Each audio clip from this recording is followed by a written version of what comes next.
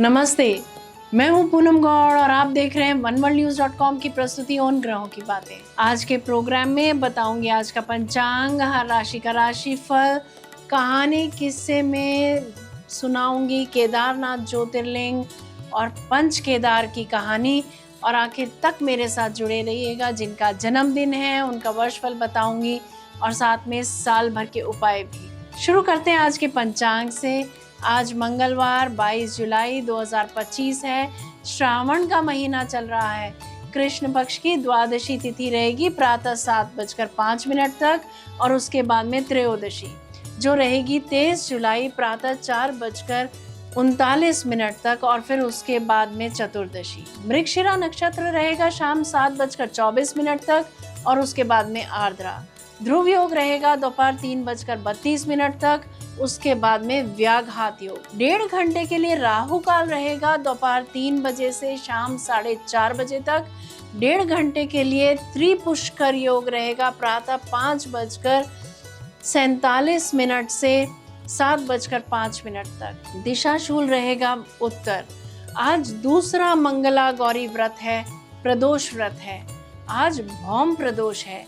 यह सब व्याधियों का नाश करने वाला होता है। शाम को संध्या वंदन के समय भोलेनाथ को पूजा अर्चा करने से व्याधियों का नाश होता है।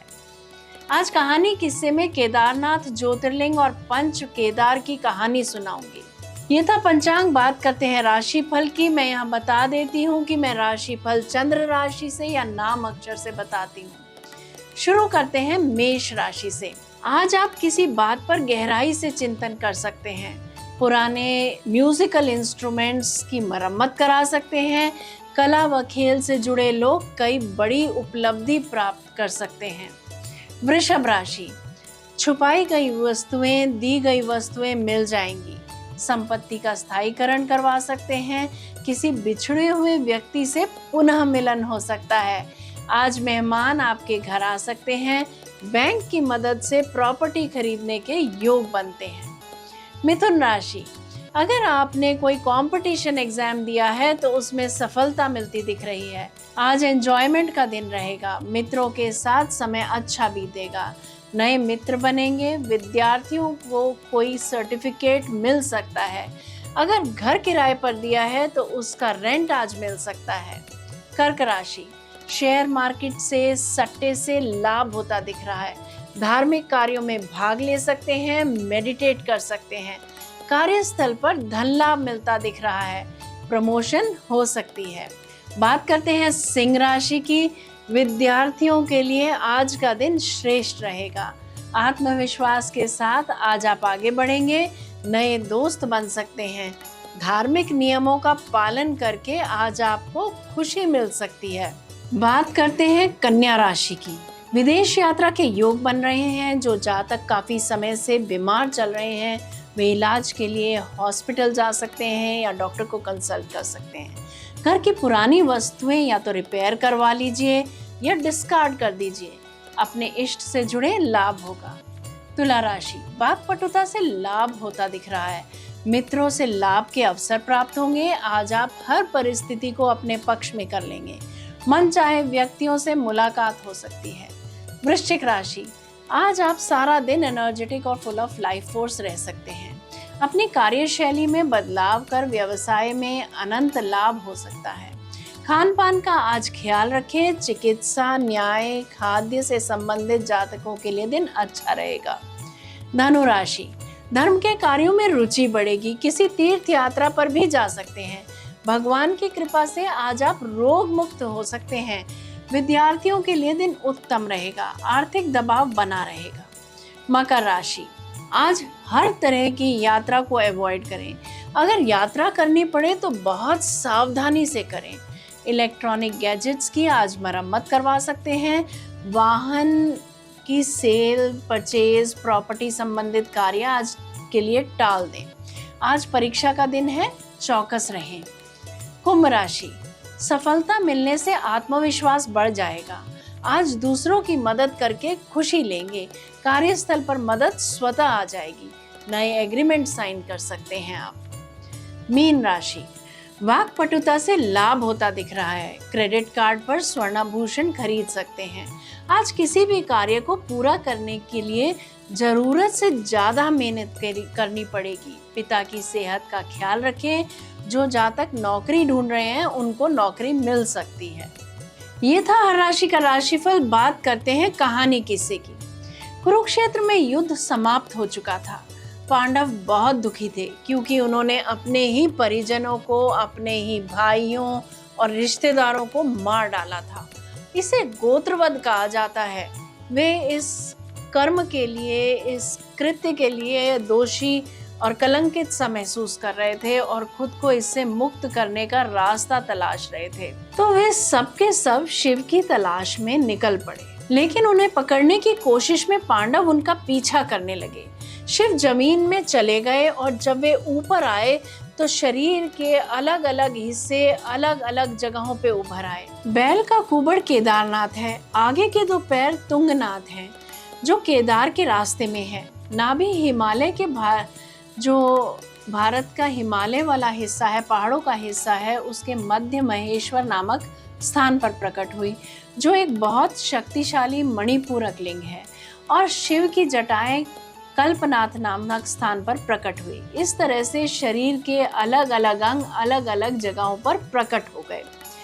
केदारनाथ सकारात्मक ऊर्जाओं से हमेशा घिरा रहता है। यह वो पवित्र स्थान है जहां हर प्रकार के हजारों योगियों और दिव्यदर्शियों ने साधना तपस्या की है। इन तपस्वियों ने, योगियों ने अपनी शक्तियां इस तीर्थ में समाहित कर दी, जिससे आने वाले समय में भक्त जब यहाँ आए तो इन शक्तियों से भक्त लाभान्वित हो सके। It is basically knowledge transferred energetically. जब हम ये सोचते हैं कि कोई आध्यात्मिक मार्ग पर चल रहा है तो हमारे मन में एक इमेज सी बन जाती है कि कोई भगवाधारी, लंबी दाढ़ी वाला, सुकड़ा सा और एक झोला लटका के कहीं पे बैठा होगा और कहीं जप कर रहा होगा। लेकिन केदारनाथ केवल उस प्रकार के आध्यात्मिक साधकों की भूमि नहीं है। यहाँ पर ऐसे और भी बहुत से लोग हैं जो पूरी तरह से जंगली हैं, जिन्हें कभी आध्यात्मिक व्यक्ति के रूप में पहचान भी नहीं पाएंगे। लेकिन ये लोग हैं जिन्होंने अस्तित्व के शिखरों को छुआ है। एक योगी जीवन के साथ पूरी तरह से सामंजस्य में होता है और फिर से जोड़ सकता है मूलभूत जीवन जो आप हैं। अगर आप उसे पूरी तरह से विघटित कर सकते हैं और वापस से जोड़ सकते हैं, तभी आप एक योगी हैं। ऐसे कई अद्भुत मनुष्य रहे हैं। योगी यानी जिसका भगवान के साथ, भोलेनाथ के साथ योग हो गया हो, एकीकरण हो गया हो। नंदी इतने पूजा पाठ में व्यस्त हो गए थे, मगन हो गए थे कि उन्हें पता ही नहीं था उन्होंने कब शंकर भगवान के, भोले बाबा के गुण अपने अंदर ले लिए। वो भी बहुत बड़े योगी हैं एक तरह से। तो ऐसे योगी जो बन जाते हैं वो अद्भुत होते हैं, वो अद्भुत शक्तियों का संचार करते हैं। बिना कहे, बिना बोले वो शक्तियाँ ऐसे छोड़ जाते हैं कि मूक रूप से वो शक्तियाँ काम करती हैं। बात करते हैं जिनका जन्मदिन है। A very happy birthday to you.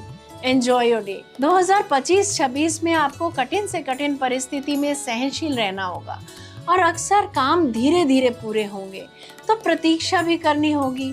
आप प्लानिंग तो कर लेंगे किंतु उसको जो एग्जीक्यूशन है वो नहीं कर पाएंगे और उसमें कहीं ना कहीं कोई एक सपोर्ट की ज़रूरत महसूस होगी।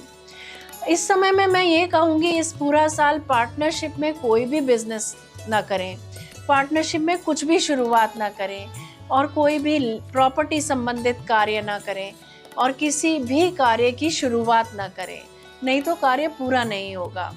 काम करने में इस वर्ष मन भी नहीं लगेगा, लेकिन काम तो करना ही होता है। अपने मन को समझाना ही पड़ेगा। मन को जैसा समझाओगे मन वैसा ही चल पड़ेगा। बहुत परिश्रम के बाद काम पूरे होंगे। अपने पाचन तंत्र का ख्याल रखें। आपके पास धन तो बहुत आएगा किंतु आप उसे बचा नहीं पाएंगे। अगर धन बचाना चाहते हैं तो प्रतिदिन सूर्य उदय के समय ओम घृणी सूर्याय नमः मंत्र जपते हुए सूर्य को जल चढ़ाएं। आदित्य हृदय स्तोत्र का पाठ करें। बुधवार को पक्षियों को दाना डालें। गाय को हरा चारा खिलाएं। यदि मेरा ये प्रोग्राम आपको पसंद आया है तो इसे लाइक शेयर सब्सक्राइब करें, बेल का आइकॉन जरूर दबाएं और कल फिर मेरे साथ जुड़िएगा oneworldnews.com की प्रस्तुति उन ग्रहों की बातें में। नमस्ते।